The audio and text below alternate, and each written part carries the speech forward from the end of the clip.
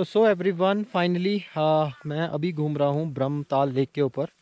पहले हमने किया ब्रह्मताल सबमिट और अब मैं घूम रहा हूँ ब्रह्मताल लेक के ऊपर। ये है ब्रह्मताल लेक पूरी की पूरी, अभी जमी हुई है थोड़ी सी पानी से। और इसी ब्रह्मताल लेक की जो स्टोरी है वो हमारे बिष्ट साहब कवर करने वाले हैं। उन्हीं को ही कवर करने के लिए मैं अभी इतनी अच्छी लेक के ऊपर घूम रहा हूँ। तो चलिए चलते हैं आगे की तरफ और एंजॉय करते हैं लेक की स्टोरी के ऊपर।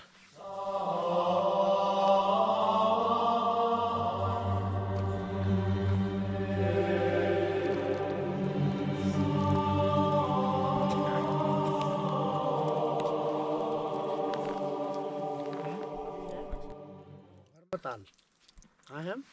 ब्रह्मताल। ये सामने जो है ब्रह्मताल है और हम सारे ग्रुप मेंबर्स हैं।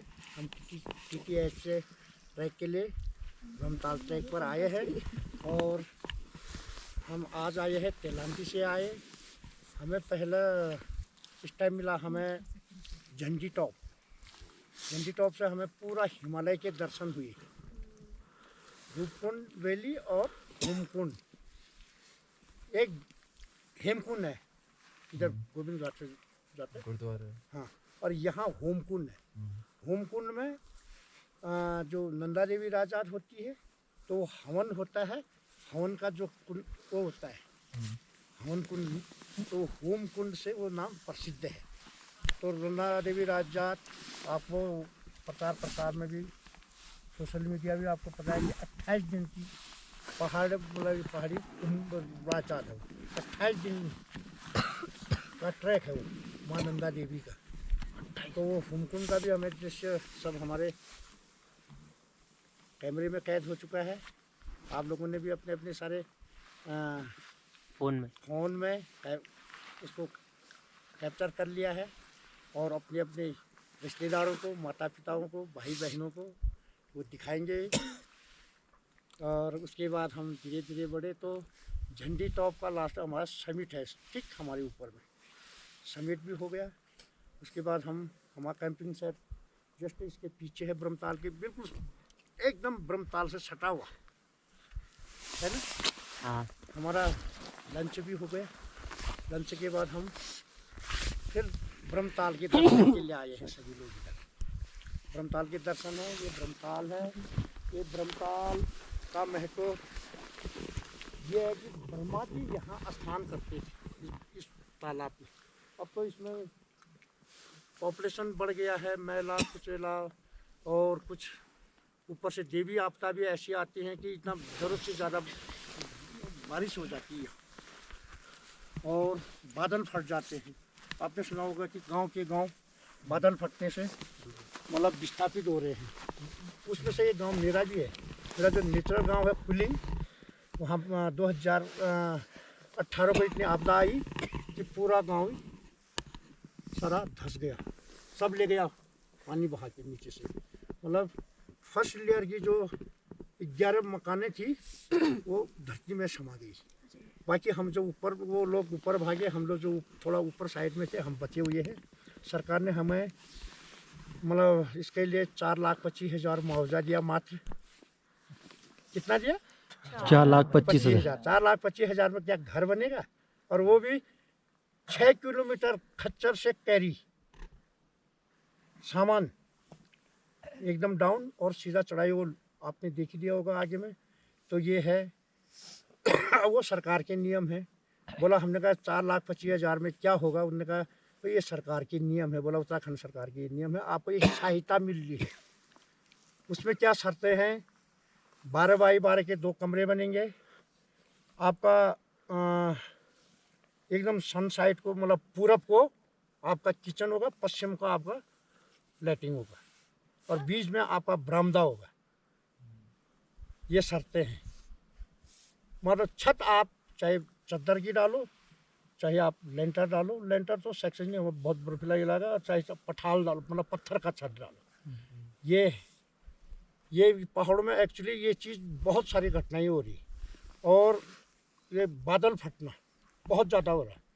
और दूसरा जो आदमी पर बीमारी हो रही, पत्थरी, हार्ट अटैक, ये चीज़ हम पहचानते थे नहीं पहाड़ वाले। अब सारा सब कुछ हम देश का खा रहा, केमिकल खा रहे, अपना जो नेचुरल चीज़ है वो हमने छोड़ दिया।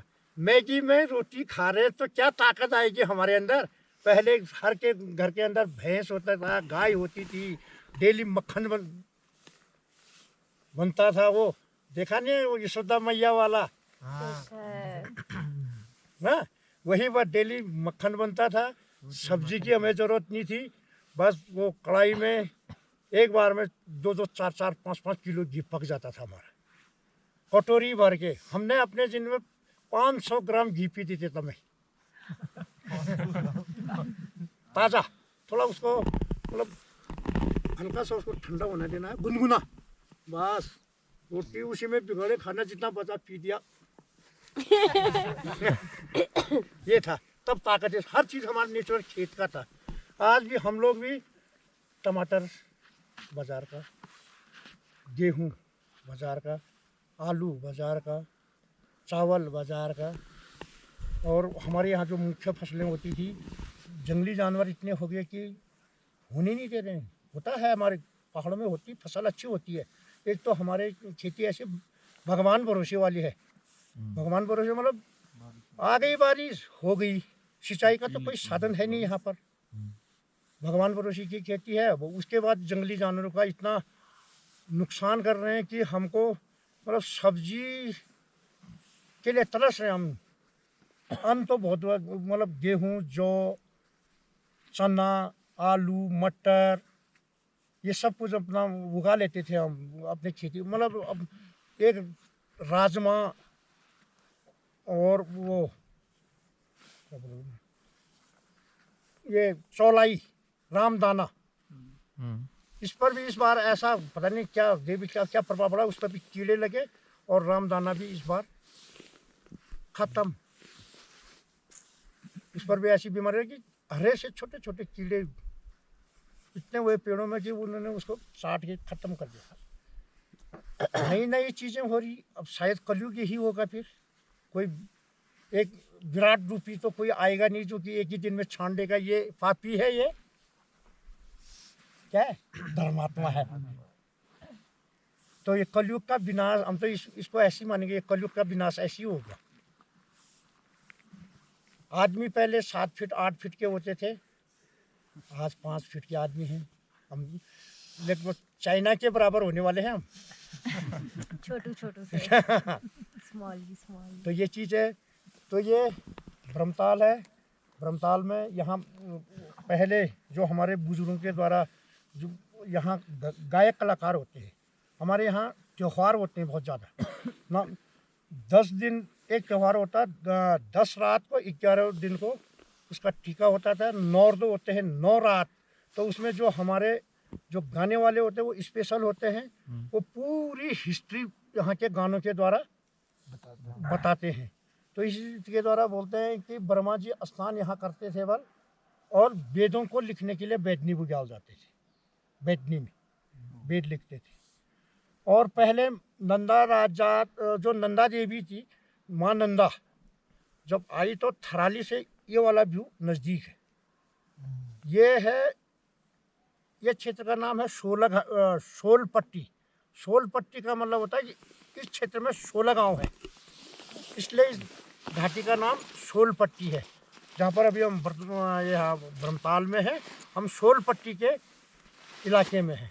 जो हमारा वाला क्षेत्र है बेकलताल से उधर वाला, हम बेकलताल में आए, उधर से आए, तो वो क्षेत्र हमारा है, वो है बधान क्षेत्र। 7 सलाण उतना ही, एक बधान उतना ही, और हमारा चुरगुटी बुरगुटी बाकी एक और है। बहुत बड़ा मतलब 7 सलाण। सलाण में कौन कौन आते हैं? पौड़ी, हम सलाण पौड़ी को बोलते हैं, जो मेन पौड़ी है, और उधर से टेहरी, पौड़ी टेहरी, और थोड़ा सा इधर से ये रानी खेत वाला बेल्ट, जो बीच उत्तराखंड का जो बीच का बेल्ट ही नहीं है, एकदम नीचे गोरद्वार भी नहीं, चमोली भी नहीं, रुद्रप्रयाग भी नहीं, बागेश्वर भी नहीं, ये बीच वाला जो है उसको सलाण बोलते थे। 7 सलाण उतना हमारा घेस बनाड़ उतना, हमारे घाटी का नाम घेस बनाड़ है। तो ये है, तो देवी माँ इधर से आई तो यहाँ पर जस्ट जहाँ ये टैन लगे हैं, टैन के नीचे देवी ने कहा पानी के लिए, जैसे हम ये निकालते नाला, डूल खेतों में जब सिंचाई करते तो वो डूल नहीं निकालते, वैसे ही डूल निकाला तो वो क्या हो गया है, अब्युन। अब्युन का मतलब होता है उल्टा, हमारी घर की लैंग्वेज में है अब्युन। अब्युन कूल बोलते हैं उसको, मतलब उल्टा कूल हो गया, जो कूल निकाला वो उल्टा हो गया। तो देवी ने कहा नहीं, यहाँ के लक्षण अच्छे नहीं। फिर यहाँ से वहाँ पानी है बीच में, उसको बोलते हैं जादुर पानी। जादुर पानी का मतलब होता है जो यात्रा को जाता है उनको जादुरी संख्या दी गई। जैसे हम ट्रैक के लिए आए हैं ना, हम ट्रैकर में हो गए, आज तो इंग्लिश का ज़्यादा प्रयोग हो रहा है, तो हम क्या है, एक प्रकार से हम जादुरी हैं, क्योंकि हम यहाँ ब्रह्मताल ट्रैक पर आए हैं। तो आप ट्रैकर हो गए, तो पहले देवी के साथ जो जाते थे वो जादुरी बोलते थे, उनको जादुरी। तो वो जादुर पानी है। और ऊपर जो है वो है ये वाला, ये टॉप है ऊपर धंज। तो ये टॉप का नाम है, इसका नाम है धंज। धंज मतलब हमारे यहाँ कुछ लोकल लैंग्वेज है ना, धंज का मतलब होता है जहाँ प्लेन। ये प्लेन नहीं लग रहा आपको, ऊपर दूर से अच्छा लग रहा पर नज़दीक से तो नहीं लग रहा। जब हम कल वहाँ से देखा था इसके अंदर बर्फ़ की लेयर भी है। तो ये धंज है बोला ना। तो जैसी देवी यहाँ से ऊपर समिट पर गई तो समिट से वो वाला इलाका दिखा, बोला नहीं वापस चलो यहाँ से। फिर देवी माँ यहाँ से वापस चल दी, कैलाश को नहीं गई यहाँ से, बोला नहीं ये ठीक रास्ता नहीं है, यहाँ से वापस गई। फिर थराली से फिर चिपड़ों होते हुए, देवाल होते हुए, मतलब हमारे क्षेत्र में। उसके बाद गई लोहाजंग से आपको एकदम, ये हम लोहाजंग में है, हमारे दाईं तरफ नीचे बांक गांव है, बांक, वहाँ से देवी गई हाट पिठोरा बोलते हुए आली बुग्याल से गई। तोल पानी एक जगह है, वहाँ पर बोला जादरी लोगों को तोल के, मतलब भर के पानी, बोला ज़्यादा मिसयूज नहीं करना, पानी की कमी थी। तो तोल पानी बोलते हैं, तोल का मतलब लिमिट का पानी, मतलब नाप के पानी मिला, तोल पानी से गई। तो ठीक उससे आगे गई तो खटण बोलते हैं एक जगह में। खटण का मतलब होता है जहाँ पर ऐसी दो पीक है, उसके बीच में थोड़ा गहरा होता है ना, तो उसको खटण बोलते हैं, वो हमारे यहाँ के लोकल खटण हुए। तो वहाँ पर जो देवी का सोने का कंडी थी, माँ नंदा की सोने की कंडी थी, जिसमें उसमें माता के जेवर श्रृंगार के कुछ ऐसी चीज़ें थी। तो उसकी डोरी होती थी, डोरी वो जो वो खटण में वो क्रॉस कर रहे थे, बैलेंस से बिगड़ा, डोरी टूटी, वो कंडी सीधा कहाँ चलेगी, जो मैंने बोला मेरा विलेज है दिदना से थोड़ा आगे को, तो वहाँ का नाम क्या रखा है, सुना गया, ताल सुना और माल सुना।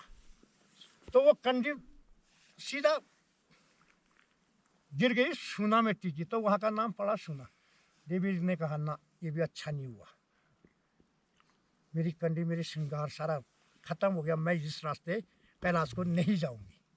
फिर बैक वहीं से वापस हुई, फिर बैक गई माता कहाँ, लोहाजंग से जो बाई रोड वाण के लिए है, कुलिंग, वहाँ कुलिंग और वाण के लिए है। वाण में मिले धर्म भाई बोलते हैं लाडू देवता जी। लाडू देवता कन्नौज के थे।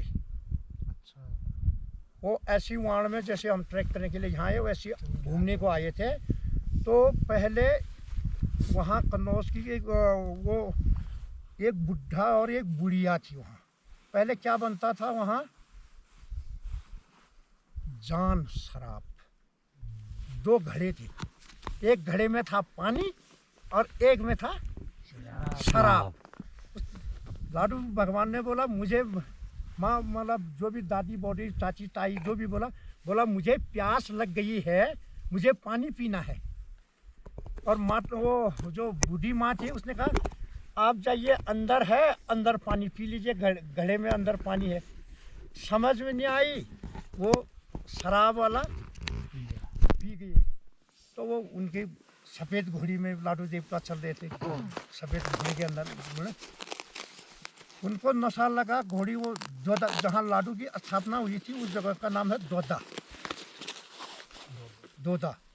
तो घोड़ी जा रही थी, घोड़ी में उनको नशा हुआ, वो गिर गए, उनकी जीभ कट गई। तब से उनका नाम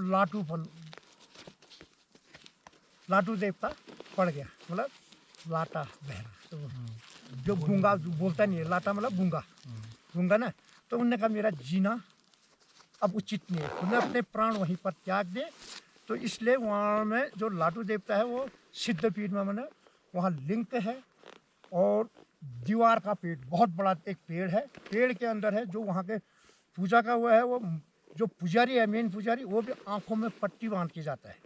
अब क्या है उसके अंदर अदृश्य, वही जाने। लेकिन जब वहाँ पे पट खुलता है और पूजा होती है तो पुजारी क्या करता है, आंखों में पट्टी बांध के। आप भी आएंगे बैसाख पूर्णिमा को लाडू देवता का पट खुलता है, तो आप सामने देखेंगे वो लाडू का जो पुजारी की आंखों में पट्टी बांधी जाती है। तब वो वहाँ पूजा प्रतिष्ठा करते हैं, दरवाजे बंद करके। उसके बाद तब से 6 महीने के लिए लाडू का वो खुलता है। फिर वहाँ से देवी माँ आई। देवी माँ ने वहाँ पर बोला मुझे कैलाश जाना है, मेरे को यहाँ से कौन आगे ले जाएगा। जो लाडू देवता के पुजारी थे उनको बोला कि आप मेरे धर्म के भाई हैं, आप मुझे कैलाश को ले जाएंगे। तो वहाँ पर है लोहे की एक छड़। तो लाडू भगवान उस छड़ को पकड़ के आगे आगे चलते हैं। माँ देवी के अब तो डोला है ना, अब डोला पीछे से चलता है। कहाँ तक? बैदनी कुंड में पितरों के श्राद्ध होते हैं। नहीं, पहले श्राद्धों के बगड़ जाते हैं, मतलब एकदम वहाँ से आगे श्राद्धों का बगड़ बोलते हैं। वहाँ पर श्राद्ध होते हैं। अर्धदेही क्रिया, जो आदमी मर जाता है उसकी क्रिया नहीं होती है, ऐसे कहीं मर गया गुमशुद ना, क्रिया लगभग हिंदू धर्म में सभी जगह तो होती है, 13वीं तो होती है ना। तो जिनके नहीं हुए, जो कभी लापता हो जाते हैं, किसी कारणवश नहीं हुई, तो उन लोगों के श्राद्ध बगड़ में किए जाते हैं। श्राद्ध बगड़ी नाम है। उससे आगे चलते हैं जौन मुंगरी। जौन मुंगरी का मतलब 2 धारे एक साथ बहते हैं, वहाँ जौन मुंगरी कहते हैं। उसके बाद बैदनी कुंड में, बैदनी कुंड वो 2 धारे है, किस नदी के वो 2 धारे? वो ऐसी मतलब पानी निकलता है। अच्छा, वो गरुली पातल से थोड़ा नीचे में है। अच्छा। तो उसके बाद बैदनी कुंड में गए। बैदनी कुंड में जो भी हम ट्रैकर हैं, आपकी भाषा में ट्रैकर बोलूँगा ना, आपको जल्दी समझ आए। ट्रैकर मतलब जो यात्रा में जा रहे हैं, वो लोग अपने पितरों के श्राद्ध करते हैं। सभी मतलब यात्री लोग अपने पितरों के श्राद्ध करते हैं। तब उससे आगे बढ़ते हैं तो उसके बाद रूपकुंड। अब वो देवी वाली, वो पहले वाली वो है, वो जब सतयुग का होगा ना, तो देवी भगवान भोलेनाथ के साथ कैलाश को बोला भोलेनाथ, कब से मैंने अपना साथ श्रृंगार नहीं किया, मेरा फेस कैसा है, क्या है। बोले शंकर ने त्रिशूल मारा रूपकुंड में, पानी चट्टान में पानी की तालाब हो गई, तो अपनी परछाई देखी वहाँ भगवती माँ ने। तो रूपकुंड का ये भी इतिहास है। दूसरा कोई यश धवन राजा, एक दूसरा रहस्य जो कंगाल, रूपकुंड के जो कंगाल है ना, कंगालों का दूसरा रहस्य। यश धवन राजा था, कोई यात्रा के लिए गया, कैलाश यात्रा के लिए गया। पूरी सेना, अपना सब साज बाज जो भी होता था राजा के, सब कुछ क्या, अपना नृत्य गाना से लेकर सब कुछ को लेके गया।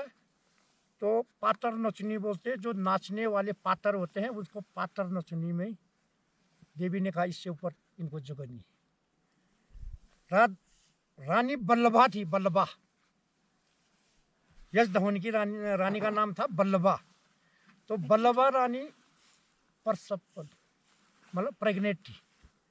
बखवा भाषा में गई तो बाघ को बोला, बाघों को आप बाघ, देवी के उस राजा के बाघ भी चलते थे। राजा तो पहले तो देवताओं से कम थोड़ी क्या था, कोई राजा है तो बाघ वहीं पर वो कर दी, बोला इससे ऊपर आपके बाघ नहीं आ सकते हमारे कैलाश को। देवी के प्रकोप था वो सब। और उससे थोड़ा सा 200 मीटर आगे जाते तो बल्लभा रानी का कुनियड़ा बोलते हैं, जैसे हमारे मतलब हॉस्पिटल में प्रसव गृह, वो कुनियड़ा बोलते हैं हम अपने लोगों में, बल्लभा रानी का कुनियड़ा। तो वहाँ पर रानी प्रसव हो गई, छौजूट हो गई, गलत हो गया वहाँ कैलाश में। तो वो सारा इतना आपदा आया कि वहाँ से बहकर नंद प्रयाग में जाके वो थोड़ा उसका चिन्ह मिला कि ये वो वहाँ की जगह है ये। उससे आगे रूपकुंड राजा जिद्दी था, बोला नहीं मुझे तो जाना ही जाना है। जैसे वो रूपकुंड के इधर भी और उधर भी दोनों साइड जो है मानव कंकाल है। वहाँ उस साइड को ज़्यादा एकदम तिरछा है, इधर रूपकुंड साइड को थोड़ा सीधा है, तो वहाँ अभी भी मानव कंकाल ऐसे मिलते हैं कि जैसे ये पत्थर हैं, ऐसे हैं आदमी के कंकाल वहाँ, पता नहीं कितने हैं। तो एक ये कर्णप्रयाग के हमारे सर्जन को, एक के शर्मा सर्जन, मैं घुमाने को ले गया था, हमने निकाले वहाँ से, बोला ये 10 फीट की लेडीज है, बोला इसकी ये लेफ्ट टांग की ये वाली हड्डी, बोला 10 फीट की है ये, 10 फीट की लेडीज थी वो, बोला ये हड्डी ना आपकी। इतने लंबे तो उनके चमड़े के जूते हैं, इतने मोटे बांस के डंडे टेकने वाले हैं। तो ये कहानी कुछ इस प्रकार है। फिर तो ये वो जो कंगालों का रहस्य है इस बारे में बता रहा हूँ मैं आपको। जो रूपकुंड में जो कंगाल है अभी भी है, कंगाल इतने कंगाल हैं कि बहुत सारे हैं। आप मांस उनका क्या हो गया, काला मिट्टी बन गया वो मांस। पूरे आदमी का पूरा स्ट्रक्चर है वहाँ, मतलब पूरा सारा आदमी वैसी है, पर वो जल जुल के बर्फ से इतना हो गया कि उनका मांस पूरा काला पड़ गया। तो ये तो रही रूपकुंड के वो कंकालों का रहस्य। फिर माँ नंदा की राजात फिर आगे को बढ़ती है तो शिला समुद्र है। शिला समुद्र क्यों बोला गया, शिला समुद्र यूँ है, ये सीधा ये त्रिशूल तो आपने ये है जड़ में, खाली यहाँ वो ग्लेशियर है और ग्लेशियर से हटके एक बड़ा मतलब पत्थरों की शिलाओं का समुंदर है। वो पत्थरों का समुंदर को शिला समुंदर कहते हैं। तो वहाँ शिला समुद्र कहते हैं। पर यूँ हम त्रिशूल को देखेंगे तो यूँ देखते हैं शिला समुद्र से, यूँ नहीं देखना सामने, कहाँ देखेंगे, यूँ देखेंगे, इतना पास है मतलब। हाँ इतने पास में है। तो उसके बाद होमकुंड में राजात होती है, तो फिर वो नौटी के लिए वापस वाया सुतोल घाट से नौटी जाते हैं। ये है यहाँ का कथा, ये यहाँ की कहानी ये है। और आपको कैसी लगी, सब कुछ समझ में आई? तो ये थी यहाँ की स्टोरी जो अभी हमें बिश साहब ने सुनाई है। तो इसी स्टोरी का जो भी रहस्य यहाँ का है वो पूरा का पूरा एक एपिसोड में हम आपको दिखाएंगे। तो आप बने रहिए हमारे साथ। तो आप प्लीज़ ऐसी स्टोरीज़ सुनते रहिए, क्योंकि मैं ऐसे लोगों से मिलता रहता हूँ और अच्छी स्टोरीज़ बताता रहता हूँ। तो आप मेरे चैनल को सब्सक्राइब कीजिए। मेरे यूट्यूब चैनल का नाम है प्रणव राइडर 49 और ऐसे एडवेंचर और स्टोरीज़ देखने के लिए मेरे चैनल को सब्सक्राइब कीजिए। अभी के लिए शब्बा खैर, अपना ध्यान रखिए, स्वस्थ रहिए और खुश रहिए। जय हिंद।